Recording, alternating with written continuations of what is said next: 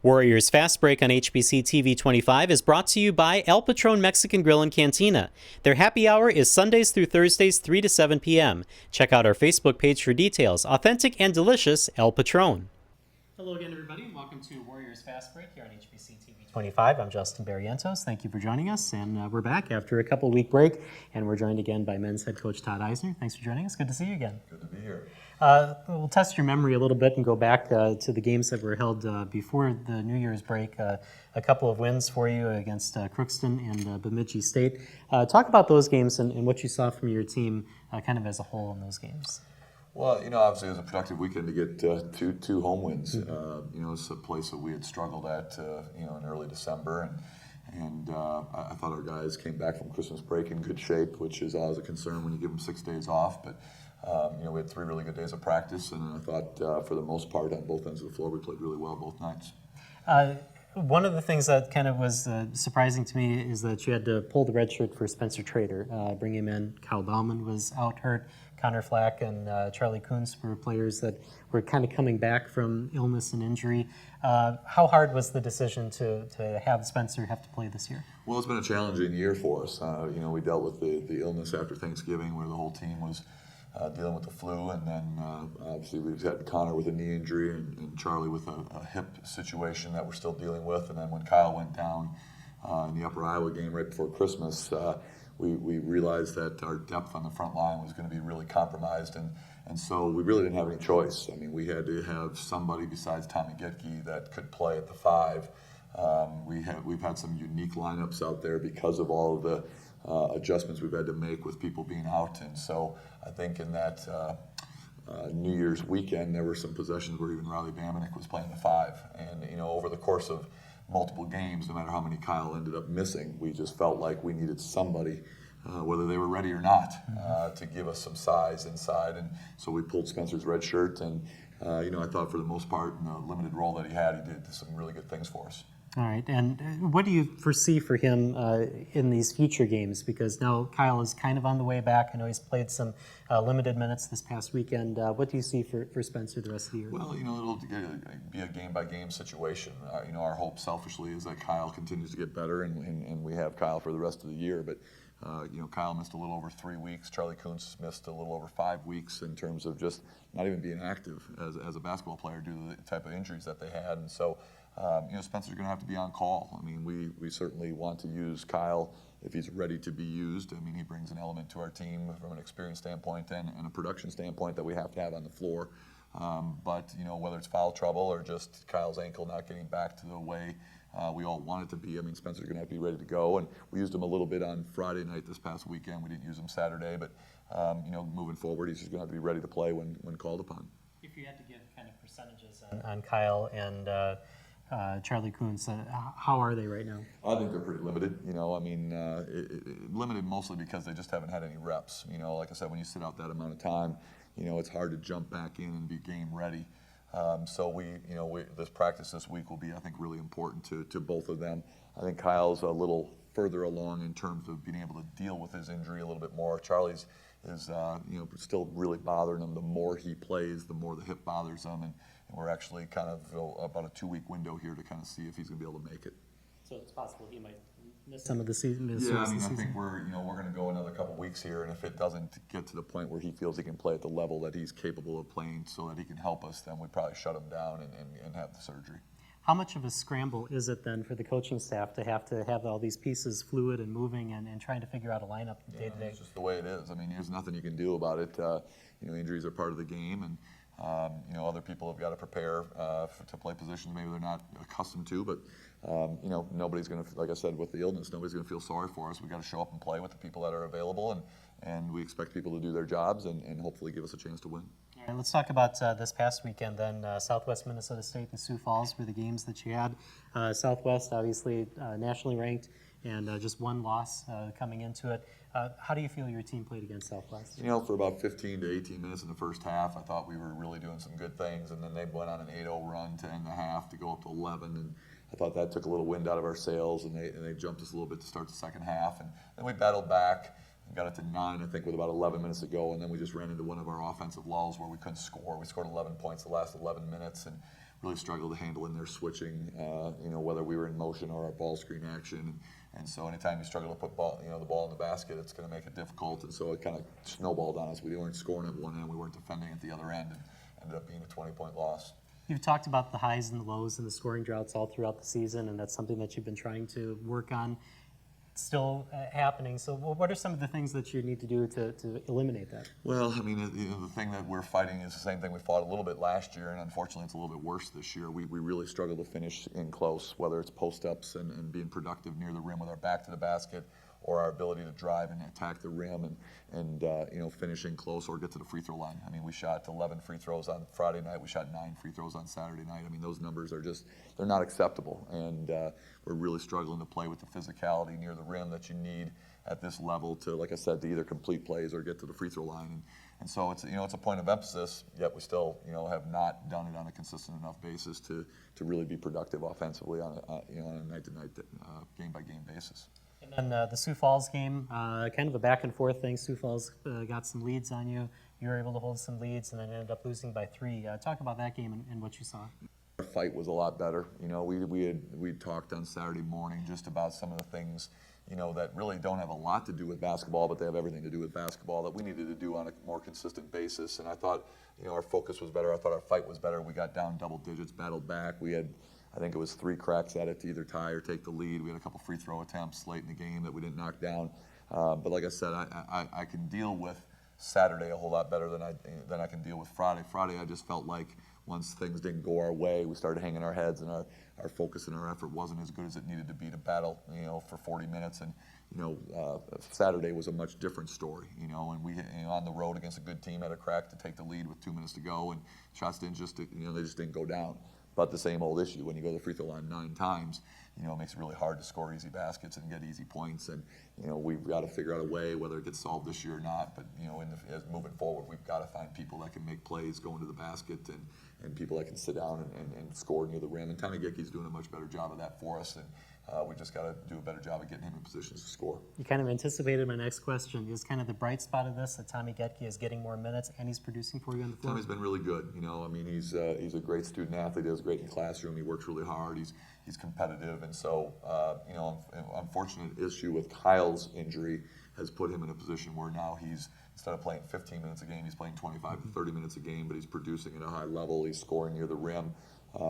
It's just 205 pounds, and he was up against 240 pounds, Friday night, and certainly against some size on Saturday night. But he's certainly battling. He's getting great experience. He's producing for us. It's been very, very positive to see. All right, last couple minutes of the segment. Back on the road again this weekend. What's your hope for this weekend? Obviously, you want to win games. What's your hope? Yeah, I mean, we've got to figure out a way to play consistently, whether it's home or away. We scored 95 one night, 55 the next night. It's difficult to get a gauge on who we are. But Duluth's a very young team. But anytime you go on the road, we've got to be 10 points better just in terms of just the elements, whether it's the referees, the travel, whatever thought you want to put in your head. And so we've got to come out and try to get Fridays first. And then St. Cloud is a team that's really, really explosive, can really, really score. Gage Davis and Scotty Stone are 2 of the best players in the league. And, for us to go up there and compete at St. Cloud will be a huge challenge for us. All right, let's take a break here on Warriors Fast Break. We'll get the player perspective. Josh Mongan will join us right after this. Warriors Fast Break on HBC TV 25 is brought to you by El Patron Mexican Grill and Cantina. They have the best Mexican food in town. Authentic and delicious El Patron. And welcome back to Warriors Fast Break on HBC TV 25. Time now for the player perspective. Josh Mongan joins us. Thanks for joining us here today. Thanks for having me.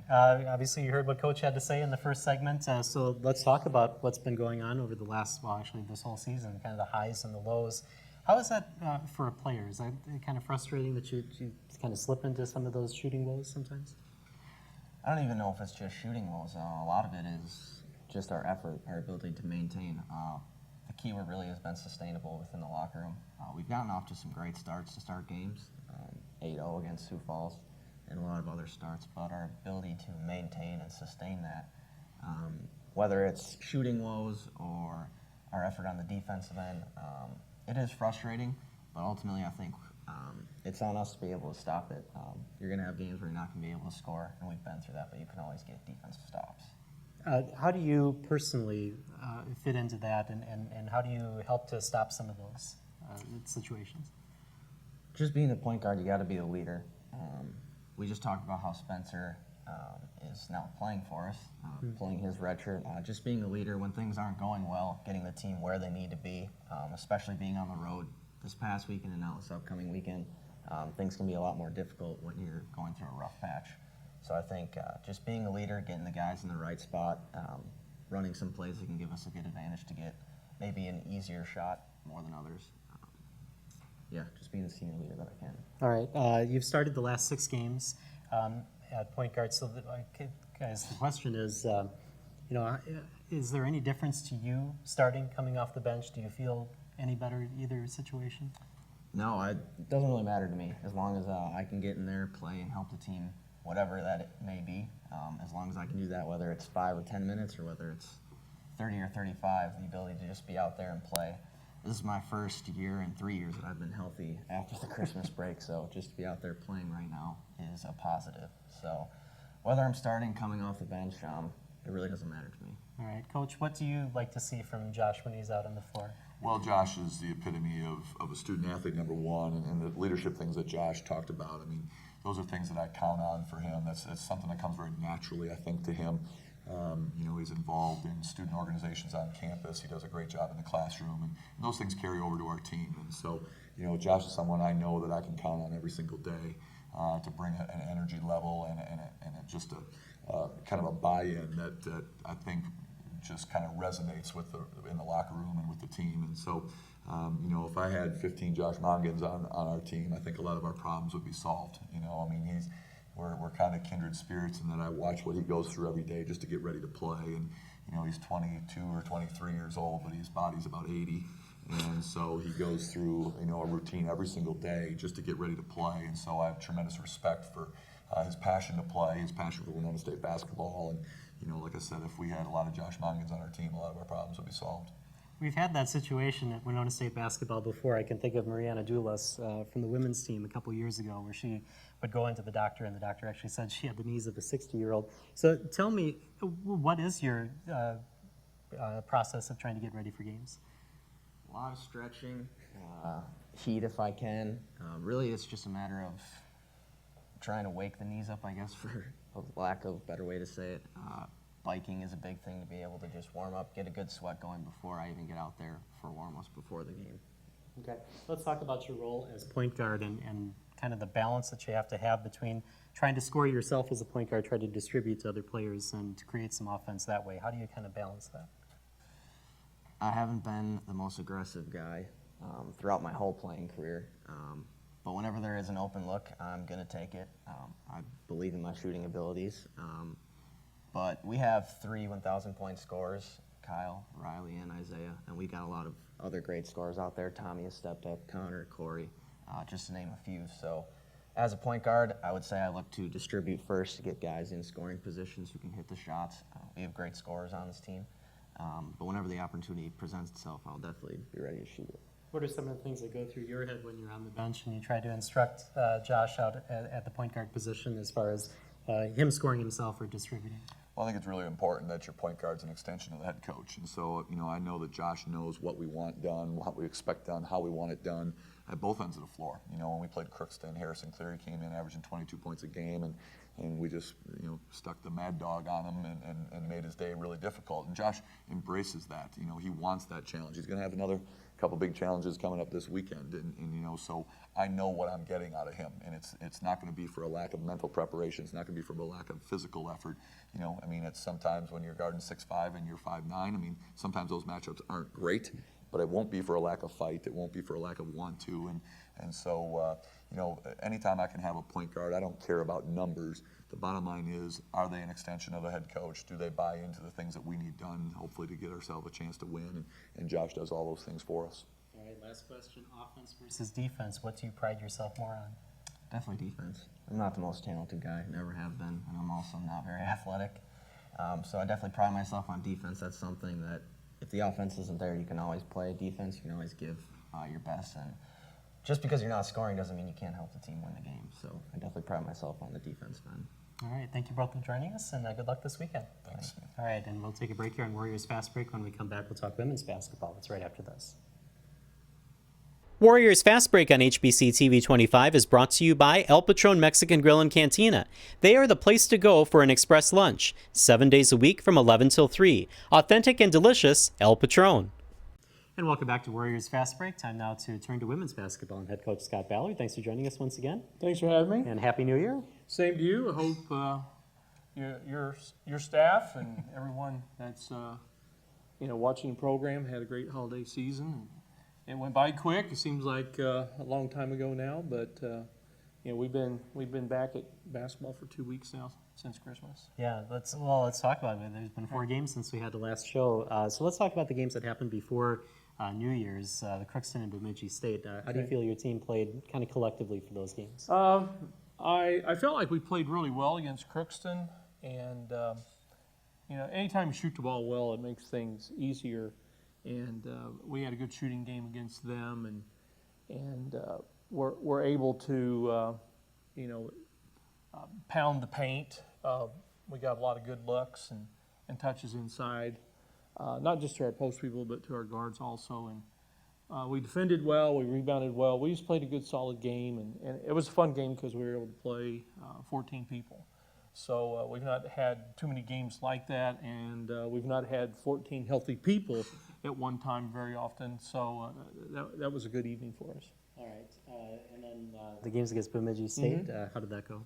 Well, they made some shots.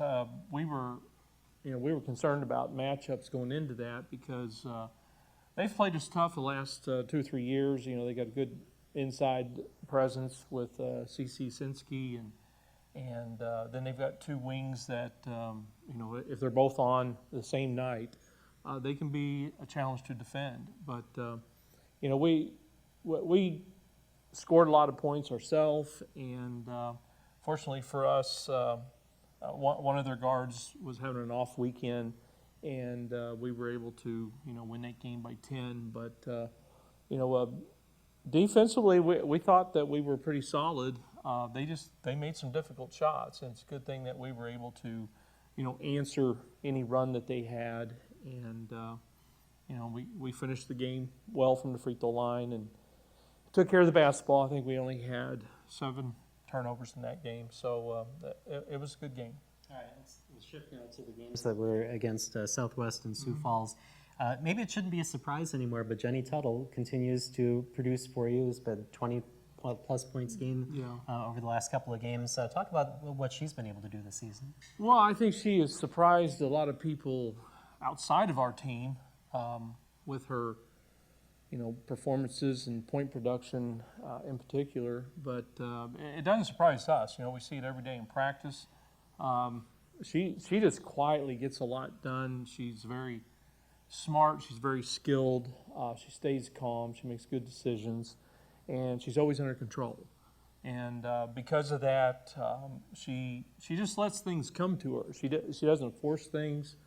You hardly ever see her take a shot that you would consider to be a bad shot or a low percentage shot. So she makes it look easy.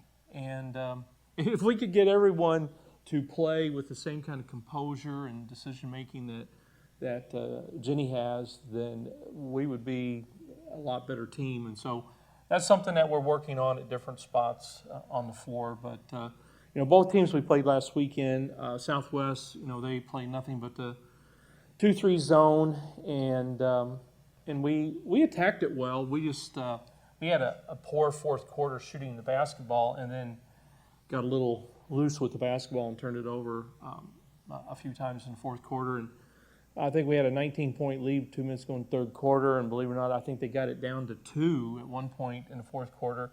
But Jenny Tuttle hit a big 3, and then we got some stops and made our free throws and finished that game well. The next night, which was Saturday night, against Sioux Falls, another team in our league is having a really good season. They're 12-2 now. Good defensive team. I think we beat them by 10 at our place back before Christmas when we played.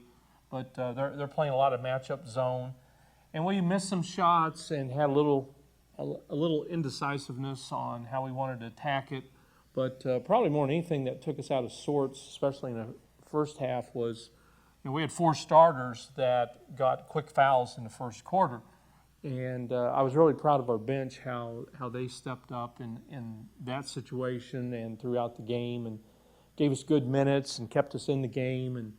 And oh man, I think with 4.5 minutes to go, we were down 8. And with a minute 58 to go, we took a 1-point lead. And then, unfortunately, we had 2 turnovers in our next 3 possessions, and one of them they got a run out on and scored, and that was the end of the scoring for that game. So it was a low-scoring game, 52-51. The thing that came back to haunt us, and we talked about that with our group after the game and at practice yesterday, is we had 14 turnovers, and they got 14 points off those turnovers. If you have turnovers like 3 seconds in the lane, offensive foul, shot clock violation, even though you lose possession of the ball, the other team has to go against your half-court defense. But if you have turnovers where you're throwing it across the floor, or it's a turnover trying to kick it back out front, then a lot of times they get a run out, and then they have to go against your defense. And so we had a handful of those that really cost us the game. But I give Sioux Falls a lot of credit for how they defended and took advantage of any mistakes that we made, and that's what good teams do. And we've got to, we just have to. We still control our own destiny. Instead of being in first place by ourselves, we're tied with Sioux Falls right now with 12 games to go, and we just have to take it one game at a time, 1 week at a time, try to keep getting better at things and develop our bench more and just become more consistent. That's the main thing. You talked about the bench production and being able to play 14 players in one game. How important is it for those players to get minutes now when you're heading towards the kind of meat of the schedule? Yeah. Well, we know that our schedule is going to get tougher as we progress through the regular season, which will be challenging. And we also know that you need more depth, and anytime you can get younger people some minutes, it accelerates their development and learning curve. And we've got 5 seniors and we've got 2 or 3 juniors, but we've got a lot of freshmen and sophomores that are trying to learn the system. And every night we go out, whether we're at home or on the road, we're playing somebody that they've not seen before, different style of play. They're learning. They're starting to observe and learn just how intense things get as the season progresses. But that's what makes it fun. And it's fun to see, young people come in and have some success, because that gives them something to build on down the road. All right, we have about a minute left in this segment. Last 2 road games coming up this weekend against Duluth and St. Cloud. How do you feel you match up against those teams?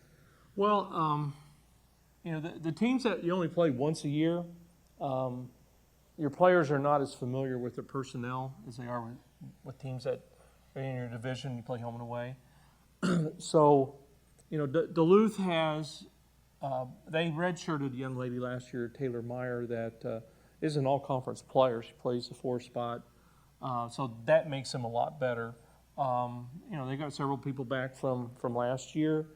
They've got a good mix of some upperclassmen and some talented young people coming in. They shoot the ball better. They have a really good point guard. They have a good post player inside, and now they're starting to surround them with some shooters on the perimeter. So they always play good defense, but they're going to be a challenge. They're 6-1 at home. They've only lost once at home, but we have them on Friday, and then Saturday we go to St. Cloud, and a team that plays really fast. They have 4 3-point shooters on the floor all the time. Play a lot of 4 out, 1 in. So they actually, I think they're 3rd in the league in scoring, 1st in 3-point shooting. Very good free throw shooters. So both teams are going to challenge us in different ways, but it's just about preparation. And now classes resumed this week, and our players can kind of get back on a schedule or routine. But we're going to have to play. We're going to play really well. Winning winning does not come easy. You have to do a lot of things well in order to win, and that's why it means so much when you do that. All right, well, let's take a break right now on Warriors Fast Break, and when we come back, we'll get the player perspective as Emily Worth joins us right after this. Warriors Fast Break on HBC TV 25 is brought to you by El Patron Mexican Grill and Cantina. Their happy hour is Sundays through Thursdays, 3 to 7 p.m. Check out our Facebook page for details. Authentic and delicious El Patron. And welcome back to Warriors Fast Break. Time now to get the player perspective. As we said, Emily Worth joins us. Thanks for joining us here. Thank you for having me. Let's talk about how the season has gone so far. Things have been going very well for you guys. As your senior year, you saw what happened last year and now carrying over to this year. How do you feel the team is playing at this point? I think so far things have been going well. We're really learning how to play together, come together as a unit. We lost a lot of seniors last year that played crucial roles. So it was time for new people to step up, and I think we're really buying into the defense, buying into the offense, and really learning how to work well as a team. So as of now, can't really complain. A couple little slip-ups, but we're working together in practice every day, so it's been good. Very good. What do you see as your role on the team? My role, I would say, as a senior captain, I just have to keep morale high, keep everyone together, be a leader on and off the court, and then push people in practice because that's when we all get better. So making myself work as hard as I can, which will help the younger kids and the rest of the team work hard. So definitely think it's a role player, learning your role, and just doing whatever you can to get the team ready. All right. Coach, what do you see as Emily Worth's strengths when you put her out on the floor? Well, off the floor, she's a great leader, great teammate, great role model. On the floor, honestly, she would probably start on a lot of teams. And it's a luxury to have that kind of quality depth on the bench. And she's, she proved the other night, Saturday night, she's a lot more aggressive offensively and picks her spots and just gives us a, quality, person to come in and back up Kayla Timmerman. And Kayla's not somebody that put the ball on the floor and drive, but Emily came in the other night and got 2 quick fouls on, Sioux Falls post player right away just because she was going at her with the drive. And so, she's kind of a counter to the way Kayla Timmerman plays, and they really complement each other well. I want to ask you about this team as a whole. We talked about this last year when you were here, that this last year's team was probably the most closely knit team that I think I've ever seen. But this year, I think, is kind of the same. So how have you continued that over the last 2 years? I think it's honestly just part of the personality within the team. We're all very selfless, and we just genuinely enjoy each other's company. And then when you get to go on cool trips like Puerto Rico, that definitely helps everyone bond because you're just spending a lot of time together, like in the airports. When you have so much downtime, you just really get to know one another. And I think that definitely helps create something special. Right, I asked that because on social media, I think you had a tweet that said, "I love this team." And our little motto this year is strength in numbers. And it's crazy because from the starters to the people who come in off the bench, I genuinely enjoy everyone's company, and I don't think I would be here 5 years if it wasn't for the whole package that this team has to offer. So.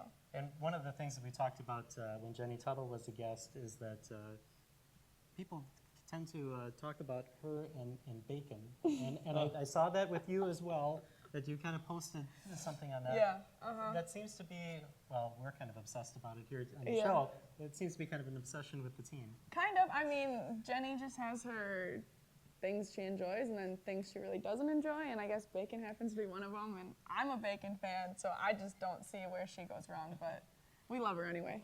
All right. As we said, this is a senior season for you, so maybe it's not the time to ask this yet because you still have almost half a season left, but what are some of the things you're going to look back on your Warrior career and this Warrior team and the teams in the past and things that you're going to remember and tell all of your friends about later? Yeah, well, I mean, obviously there's the big games where you are like, oh, we can't believe we pulled off the upset, or we won by this much, but then there are still girls that were seniors my freshman year I still keep in contact with, and I've made some of my best friends through this team. So it's just, I think the people and the coaching staff and how much we genuinely enjoy each other is something so special, and I'm so glad I've been able to be a part of it. Very good. Thank you for joining us this week. Thank you. Good luck this weekend. Thanks. Thank you for joining us here in Warriors Fast Break. We'll see you next week here on HBC TV 25.